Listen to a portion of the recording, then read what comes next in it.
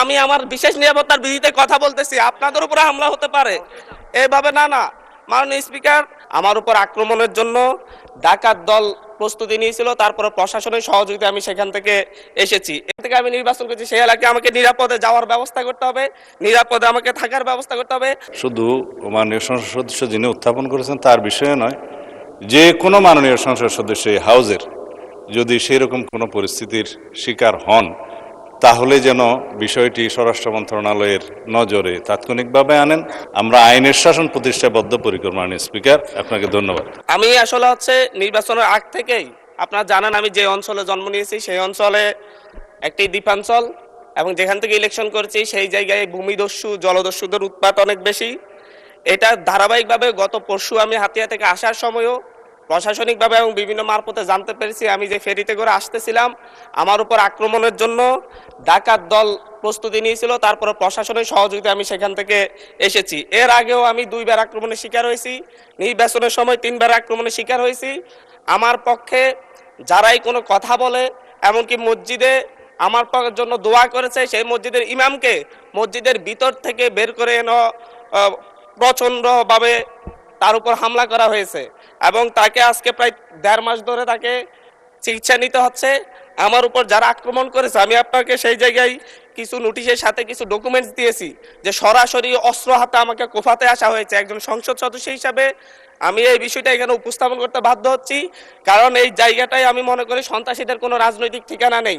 প্রতিনিয়ত বিভিন্ন একটি রাজনৈতিক দলের পদধারী এবং বিভিন্ন ক্ষেত্রে পূর্বের ফ্যাসিবাদী লোকজন তারা সরাসরি ফেসবুকে থেকে একটি রাজনৈতিক সংগঠনের এখনকার শেল্টারে থেকে ফেসবুকে ভিডিও আকারে আপনারা যদি তদন্ত দেন, তদন্তে আমরা রিপোর্ট পেশ করব, ভিডিও দিব, এবং প্রত্যেকটা রেকর্ড আমাদের কাছে আছে যে তারা কিভাবে আমাকে হত্যার হুমকি দিচ্ছে, এলাকায় ঢুকতে না দেওয়ার হুমকি দিচ্ছে। আমি তো আমার যেই এলাকা যেখান থেকে আমি নির্বাচন করছি সেই এলাকায় আমাকে নিরাপদে যাওয়ার ব্যবস্থা করতে হবে, নিরাপদে আমাকে থাকার ব্যবস্থা করতে হবে। তেলের ভোগান্তিতে ক্লান্ত? এখনই কিনুন রাইডো, এক চার্জে চলুন 100 কিলোমিটার পর্যন্ত। আমার সাথে যারা নেতাকর্মীরা চলাচল করবে তাদের নিরাপত্তা দিতে হবে। এটা একজন বিশেষ অধিকারের ব্যাপারে, এটা বিশ্বব্যাপী একজন সংসদ সদস্যের বিশেষ নিরাপত্তা বিধান করা রাষ্ট্রের দায়িত্ব, সরকারের দায়িত্ব। অথচ আমার উপর সরাসরি ভিডিওতে এবং সংবাদ মাধ্যমে প্রকাশিত সরাসরি অস্ত্র হাতে আমাকে কোপাতে আসা ব্যক্তিও এখন যখন আবার আমার নেতাকর্মীদেরকে হুমকি দিচ্ছে, তাহলে তো আমি অবশ্যই নিরাপত্তাহীনতায় ভুগবো। তো এই ব্যাপারটা অবশ্যই গ্রহণ করে আমি মনে করি একটা তদন্তে পাঠানো দরকার, সংসদীয় তদন্ত হতে পারে, এবং কারা এই ব্যাপারে আমাদেরকে, আমি সহ আমার নেতাকর্মীদেরকে কিভাবে হত্যার হুমকি দিয়ে এবং এখন এলাকায় থাকে সরাসরি আক্রমণ করে, এমনকি আমার উপর আমার নিরাপত্তা দিতে যাওয়া পুলিশের উপর আক্রমণ হয়েছে। নট এ সিঙ্গেল আসামি অ্যারেস্ট হয়েছে। ভোটের দিনে আমার উপর আমার গাড়ি বড় হামলা করে, আমার গাড়িতে 6টা কুপির দাগ এখনো আছে, এখনো তারা এলাকায় ঘুরে বেড়াচ্ছে। বিটিভির সাংবাদিককে কুপিয়েছে, এখনো এলাকায় ঘুরে বেড়াচ্ছে। এই প্রত্যেকটা আসামির ক্ষেত্রে দেখা যাচ্ছে তৎকালীন ইউনিয়ন বিএনপির সভাপতিকে হত্যা করেছে, ইউনিয়ন বিএনপি সদস্যকে হত্যা করেছে। এই ধরনের হত্যা মামলার আসামিরা, এই ধরনের হত্যা মামলা, আমি আমার বিশেষ নিরাপত্তার বিধিতে কথা বলতেছি, আপনাদের উপরে হামলা হতে পারে এইভাবে না। মাননীয় স্পিকার, এটা একেবারে মাননীয় সদস্য, আমি আমার নিরাপত্তার কথা বলছি, আমি কনসার্ন জানাচ্ছি। এবং আমার উপর যদি পরের বার আক্রমণ হয় সেটাকে ট্রেজারি বেঞ্চ থেকে দায়িত্ব নিবে কিনা এটা তাহলে বলুক যে আমরা দায়িত্ব নিব, আমরা সরকারের দায়িত্ব আছে, পরেরবার যদি আপনার উপর আক্রমণ হয় আমরা দায়িত্ব নিব। আমি বসে যাচ্ছি। আর নয় বলতে হবে যে যারা এই সন্ত্রাসী কার্যক্রম করে তাদেরকে আইনের আওতায় আনবো আমরা। ধন্যবাদ মাননীয় সদস্য। এখন একটু শুনেন, এটা আমার হাহাকারও বলতে পারেন, কারণ আমি মামলা দিয়ে জিডি করে এখন পর্যন্ত মাননীয় সদস্য অধিকার পাচ্ছি না, যার কারণে আমাকে সংসদে বলতে হচ্ছে। একটু শুনুন দয়া করে। আপনার নোটিশটা পেয়েছি এবং আপনি বসেন দয়া করে, অসুবিধা নেই।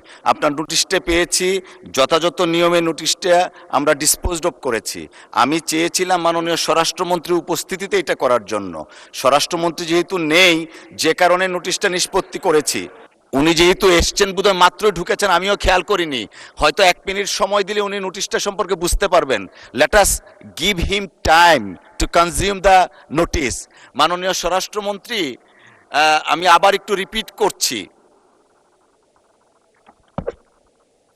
মাননীয় সংসদ সদস্য জনাব হান্নান মাসউদ, তিনি 164 বিধিতে একটা নোটিশ দিয়েছেন, 164 বিশেষ অধিকার।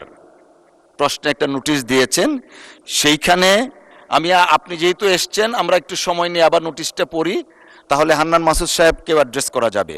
উনার নোটিশের বক্তব্য হচ্ছে, বাংলাদেশ জাতীয় সংসদের একজন সদস্য হিসাবে আমার জান মাল সম্মান এবং মর্যাদা রক্ষা করা মহান জাতীয় সংসদের দায়িত্ব বলে আমি মনে করি। এটি আমার বিশেষ অধিকার ও বটে।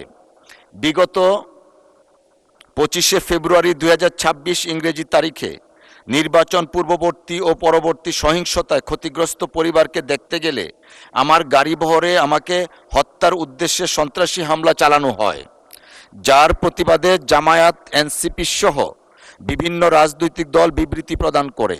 এছাড়াও 29শে মার্চ 2026 তারিখে মহান সংসদে বক্তব্যের প্রেক্ষিতে আমার বিরুদ্ধে অত্যন্ত অশালীন, মানহানিকর, নিন্দনীয় গর্হিত স্লোগান ও বক্তব্য দেয়া হয়, যা আমার বাক স্বাধীনতা হরণের শামিল বলে আমি মনে করি। অনলাইনে বারবার আমাকে হত্যার হুমকি দেয়া হচ্ছে। এটা হলো ওনার নোটিশ। আমাদের বক্তব্যটা এমন, মাননীয় সদস্যের উত্থাপিত বিষয়টি অত্যন্ত দুঃখজনক। কোনো সংসদ সদস্যের উপর বা যে কোনো ব্যক্তির উপর এরূপ হামলা অনাকাঙ্ক্ষিত, তবে বিষয়টি সাম্প্রতিক কোনো নির্দিষ্ট বিষয়ের মধ্যে সীমাবদ্ধ নয়। এছাড়াও মাননীয় সদস্যের বিরুদ্ধে কে বা কারা এই ধরনের বক্তব্য দিয়েছেন তা নোটিশে স্পষ্ট নয়। তবুও আমি মাননীয় সদস্যের উত্থাপিত অভিযোগের বিষয়ে অত্যন্ত সহানুভূতিশীল, কিন্তু কার্যপ্রণালী বিধি 165 উপবিধি 2 এবং 165 উপবিধি 4 অনুযায়ী বিধিগত সীমাবদ্ধতার কারণে নোটিশটি গ্রহণ করতে পারছি না বলে আন্তরিকভাবে দুঃখিত। তবে আমি মাননীয় সদস্য জনাব আব্দুল হান্নান মাসুদের নোটিশে উত্থাপিত বিষয়ে কার্যকর আইনানুগ ব্যবস্থা গ্রহণের জন্য মাননীয় স্বরাষ্ট্রমন্ত্রীকে অনুরোধ জানাচ্ছি। ধন্যবাদ। মাননীয় স্বরাষ্ট্রমন্ত্রী, মাইকটা দিবেন প্লিজ। মাননীয় স্পিকার, আপনাকে ধন্যবাদ। মাননীয় সদস্য যথাযথভাবেই বিধি মোতাবেক তার নোটিশটি প্রদান করেছেন বলে আমার বিশ্বাস, এবং বিধি মোতাবেক আপনি সেটা নিষ্পত্তি করেছেন, আপনার সিদ্ধান্ত জানিয়েছেন। এরপরেও তার নোটিশটি আপনি দ্বিতীয়বারের মতো আবার পড়ে শুনিয়েছেন, আপনাকে অসংখ্য ধন্যবাদ। এবং মাননীয় সদস্য, আমি তখন আমার সংসদ রুমেই ছিলাম, উনি যখন স্টার্ট করেছেন আমি শুনেছি কিছু, বাকিটা এখানে সে শুনলাম। এটা অত্যন্ত দুঃখজনক যদি ঘটনাটা সত্য হয়ে থাকে। তো এই বিষয়ে আমি এখনও অনুরোধ করব, মাননীয় সংসদ সদস্য কোনো যদি জিডি অথবা মামলা সংশ্লিষ্ট থানায় না করে থাকেন, এখনও তিনি ইচ্ছা করলে সেই বিষয়ে ওনার অভিযোগ সংশ্লিষ্ট থানায় দায়ের করতে পারেন, এবং সেই বিষয়ে আমরা আইনানুগ ব্যবস্থা নেব। আর বিশেষ অধিকার প্রশ্ন উত্থাপনের বিষয়টি যেহেতু আপনি নিষ্পত্তি করে দিয়েছেন, এর বাইরে এই মুহূর্তে আমার তেমন কিছু বলার নেই। তবে আমি আশ্বস্ত করতে চাই, শুধু মাননীয় সংসদ সদস্য যিনি উত্থাপন করেছেন তার বিষয়ে নয়, যে কোনো মাননীয় সংসদ সদস্য এই হাউজের যদি সেই রকম কোনো পরিস্থিতির শিকার হন, তাহলে যেন বিষয়টি স্বরাষ্ট্র মন্ত্রণালয়ের নজরে তাৎক্ষণিকভাবে আনেন, অথবা নিকটস্থ থানায় সেই বিষয়ে অভিযোগ দাখিল করেন। আমরা আইনের শাসন প্রতিষ্ঠায় বদ্ধপরিকর। মাননীয় স্পিকার, আপনাকে ধন্যবাদ। ধন্যবাদ মাননীয় মন্ত্রী।